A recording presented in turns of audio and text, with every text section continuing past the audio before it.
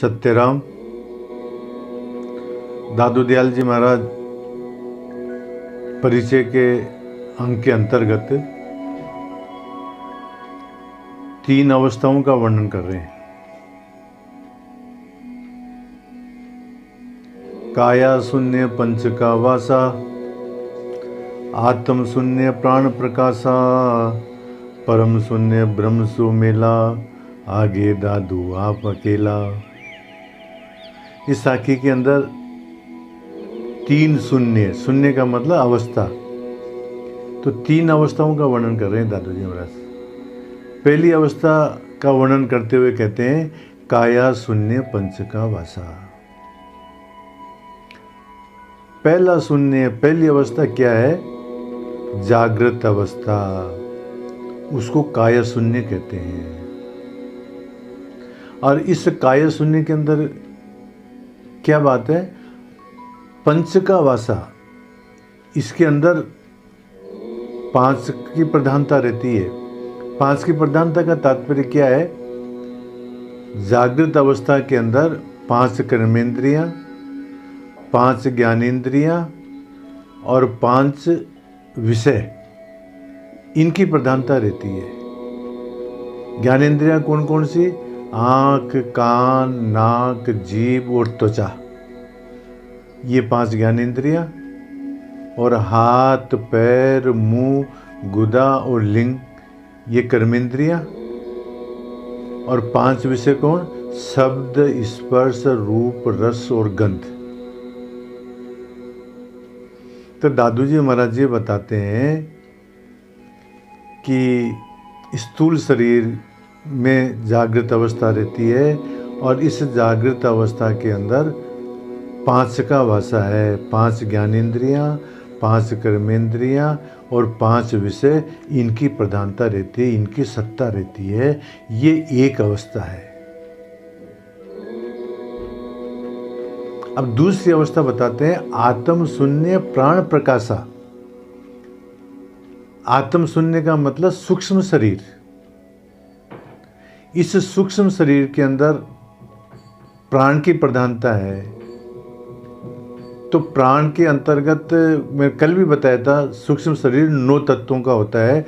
उसमें चतुष्टय अंतःकरण, मन, बुद्धि, चित्त और अहंकार, 4 तो ये, और 5 वायु, प्राण, अपान, समान, उदान और व्यान। ये 5 तो प्राण, वायु और चतुष्टय अंतःकरण, इनका सूक्ष्म शरीर होता है। तो दादू जी महाराज कहते हैं कि आत्मशून्य प्राण प्रकाशा, सपनावस्था के अंदर, सूक्ष्म शरीर के अंदर इनकी प्रधानता रहती है, 5 पंचवायु और चतुष्टय अंतःकरण की। अब तीसरी अवस्था का वर्णन करते हुए दादू जी महाराज कहते हैं परम शून्य ब्रह्म सो मेला। अभी परम शून्य की बात कर रहे हैं। परम शून्य का मतलब तुरीयातीत अवस्था, समाधि की परिपक्व अवस्था, जिसमें जीव ब्रह्म का अनुभव करता है। इसको परम शून्य तुरीयावस्था कही गई है। तो इस प्रकार से इस साखी के अंदर 3 अवस्थाओं का वर्णन किया। काया शून्य जागृत अवस्था, आत्म शून्य सपनावस्था अथवा सूक्ष्म शरीर की अवस्था, और परम शून्य तुरीयातीत अवस्था, जिसमें जीव के साथ में ब्रह्म का मेल होता है। ये आगे दादू आप अकेला। जब ये तुरीयातीत अवस्था प्राप्त हो जाती है तो दादू जी महाराज कहते हैं फिर बाद में एकमेव अद्वितीयम ब्रह्म है। वहाँ पर बस केवल ब्रह्म ही का अनुभव रहता है, ब्रह्म ही ब्रह्म रहता है। नेह नानास्ति किंचन है। वहाँ पर अलग अलग चीज़ें कुछ भी नहीं होती है। वहाँ तो बस केवल एक ब्रह्म ही ब्रह्म रहता है।